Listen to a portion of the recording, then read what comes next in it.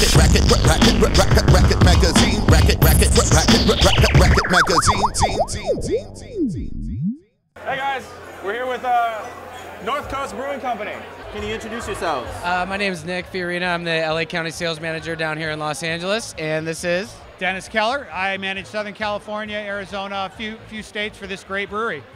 Proud to be a part of the team. Love North Coast and everything that it entails. Our beer is delicious, and we appreciate you guys coming by to say what's up. So what do we have today? So we've got 4 beers here today. All of them have a Belgian influence, which is one of our specialties. We do a lot of barrel-aged stuff, and we do a lot of Belgian influence stuff. That's what a lot of our higher gravity, high-end beers are. So since this is a winter fest, we brought out our Prankster, which is a Belgian Golden Strong Ale. Fantastic starter beer for somebody who's looking to move up from something like a Belgian lager. Then we have our Le Merle, which is a Belgian farmhouse ale. This beer just won a silver medal at the San Diego International Beer Festival. Fantastic, dry, a little bit of tartness to it, a little bit of hazy gold color. Fantastic beer. Then we have our Brother Thelonious, which is like an Abbey double. So it's brown in color, 9.4% in alcohol. You get a lot of caramel character, you get some dried fruit like raisin character, nice warming finish. And then we have our Pièce de Résistance, which is our Grand Cru. Our Grand Cru is made with 100% Pilsner malt. It's got agave nectar added in the brew kettle. And then we finish it with a Belgian yeast. We ferment it with a Belgian yeast. And then it ages in oak bourbon barrels. And this particular batch has 2 years of bottle age. So it's just an amazingly complex beer. You get a lot of that agave nectar, but you also get pepper, like black pepper, and you get tropical fruit. Just all kinds of different nuances in there. This is a good variety right here. I like how that sounds. Can we try some? That was a lot of words. I want to drink. There was a lot of words being said. Let's start with the light. Yeah, the beers are nice. They're well balanced. They're easy to drink. They're comfortable. They're very approachable, and that's kind of been the thing that's kind of stood the test of time. That's what's given us our pedigree, is balance and just strong, positive flavors. You're not going to be overwhelmed. Your senses aren't going to be blown out of your mind. Your face isn't going to melt off, Just good, solid beer. Hope you guys dig it. Pressure's on. This is it. I like that. Well, to be fair, I've had Prankster before, and I always liked it. So it's really difficult for me to pretend like I've never had this before. Right. Yeah. This beer is amazing for us because it's such a bridge. A term I use is bridge beer. So people who used to drink just the mass-produced beers and are slowly expanding into things like Belgian beers, you put this beer in people's mouth and everybody who tries it likes it. Actually, Clay from 38 Degrees, he just calls this beer, he goes, I just make so much money off that beer because it's in that sweet spot between being a high-end beer, but it's at a real medium price point. So, he loves this beer. Yeah, it has a very approachable flavor to it. Very approachable. Yeah. And what's great, about cheers, hello, gentlemen. Thank you guys so much. Pop. You want to do the Le Merle next? And the great thing is, when you guys are here, you guys get to try so much great stuff. Even stuff you haven't had before, which is the benefit of all these events. So this next one is the Le Merle. So this is a farmhouse ale, a Belgian-style beer. Originally, it was brewed actually on each individual farmhouse for the consumption on the farm, and also they would supply food and beverages to their migrant workers. Okay. So the season, they call saison, is like the word season. Okay. And so this is a beer that they had for when they did their harvest season. Okay, so what makes a farmhouse ale? Is there any technical? A really big red barn. Okay. I've read an entire book on it. It's a very loosely defined style that was almost extinct. It was almost completely gone. There's just a couple of commercials examples that were continued to be available. But generally, it's going to be hazy in color. It's going to have a tart character to it, and it will be somewhere between 7.5% and 9% alcohol. Although I've seen versions that were as low as 2 and 3. So, but it's always going to have a tartness, it's always going to have a hazy color, and a pretty complex, you get a lot of the character of the Belgian yeast. It's actually very, very front-loaded with sweetness. It's very interesting. But a little bit of a sour on the end, and what I love about this beer is that you're able to kind of pair it with a lot of different foods. anytime you cook any kind of a fish dish, a ceviche, or anything where you can squeeze a little citrus or lime on it, it really enhances both the food and the beer. It's a really neat thing to be a part of. Like, that's something I've learned and found real excitement in is the pairing options, you know, and allowing my food to taste that much better and my beer to taste that much better. I mean, I'm all about it. One of the best pairings I've ever encountered was this beer being paired up with a Vietnamese banh mi taco. It was out of this world because the fermentation in the cabbage, there's some of those same fermentable flavors that you get in here. The sourness, the tartness, and the tartness. And what happened was they both stood up to each other equally well. The beer didn't really alter the food. The food didn't really, you know, send the beer sideways, but it was a great interplay. Great interplay. Okay. Perfect. So now we got Brother Thelonious. All right, let's do this. Let's keep drinking.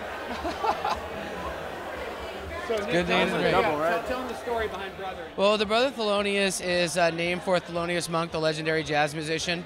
Our VP is a huge fan of jazz, and when I say huge, it's the biggest understatement in the world. The guy knows more about jazz than I know about life.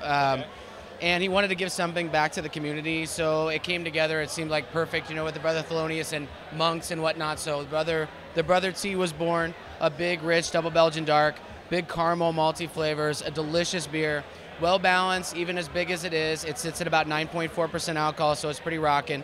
And a portion of the proceeds of every bottle sold go to the Thelonious Monk Institute. So we've donated almost $500,000 in the last 5 years. That's a lot better than $500. I mean, changing jazz students' lives for the better, giving people the opportunity to follow their musical dreams that they may not have been to otherwise. And I'm so proud of that. I think it's great that our company gives something back to society. And if you hear the music, I mean, dude, these guys can play. I mean, they really know what they're doing. So it's cool. It's a great support item, and we're very proud of it. What do you guys think of that Brother? Big in the mouth. You get some raisin character. You get a lot of caramel character. A little bit of pepper. It kind of sticks in your mouth a little bit, like. Yeah, it's a full mouth. It's 9.4% alcohol, so it's full, very full-bodied beer. It's very nice. Very, very Now nice. we got one more that's going to blow your mind as our Grand Cru. This beer is made with 100% Pilsner malt. Okay. Then we put agave nectar into the brew kettle, and we boil the agave nectar and the malt together. Then we add a Belgian yeast strain. Okay. And then we put it into bourbon oak barrels, and we age this beer for 9 months in bourbon oak barrels. Okay. And this particular batch also has 2 years of bottle age. So the flavors you get in this are not usually associated with beer. In a lot of ways, it's almost like a champagne, but it's got more of an acidity. It's fantastic. Big, full-bodied. Let's drink Try it. this out. Let's drink it. Here we go, gentlemen. Big nose, very rich. Cheers. Salud, salud, salud. You get that agave nectar right in the nose. Yeah. Yeah. Definitely. You also get It's big, and it's rich. About almost 13% alcohol. yeah, 12.5% alcohol. Blowing my mind. Right? It's different. It's a different take on a beer, and when you have so many, apricot-y to me. right? Yep. Stone fruit. Well, you have so many beers that go so hop now. They go, you know, there's the double hopped and the triple hopped imperials and so on and so forth. This is a beer made with no hops.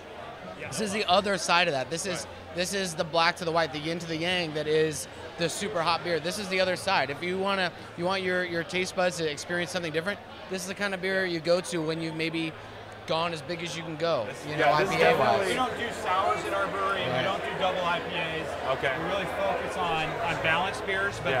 this is where we get kind of really experimental. We just installed a new barrel aging room that we went from having a little corner about this big, 10 feet of this. Now we have a 3,000 square foot freestanding barrel aging facility. Just literally put that in like within 6 months or so. Very recent. So you're going to see a lot more high-end. The next batch we have coming out is our old stock that's been aged in brandy barrels. Brandy barrels. Okay. So that's coming out in spring, and you're just going to see a lot more of these high-end wood barrel aged. We're one of the first breweries that started doing barrel aging in the country. Okay. So there are plenty of others now, but we genuinely, when we started doing it, we were founded in '88. We were pioneers in the field. Proud to say it. Proud to say it. Nice pedigree for a great brewery. I couldn't be any happier to be a part of this company. I feel like I got very fortunate. I think Dennis and I both agree. And what makes it great is that we believe in our product because our beer's good. It's tasty, it's delicious, it's balanced. It's what I look for in a good beer. Yeah. You know? Yeah, I like that. One of my main complaints with like a lot of American craft brews is that they feel the need to almost like over hop beers. You know, that almost seems like to be like their point of pride.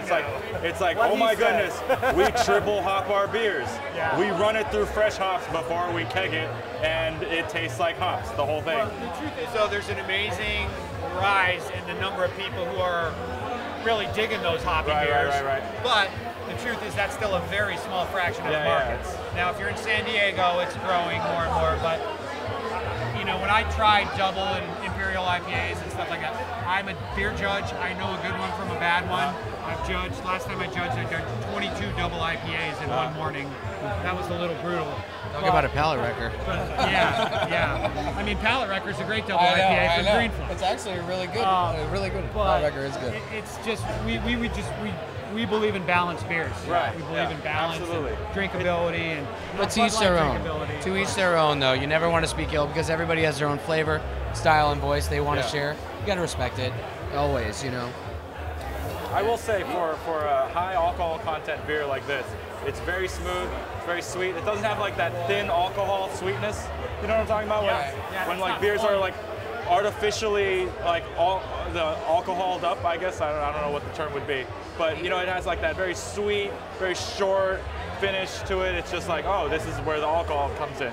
You know, it's like front loaded, it's really sweet, really tart, and then it just kind of like stops.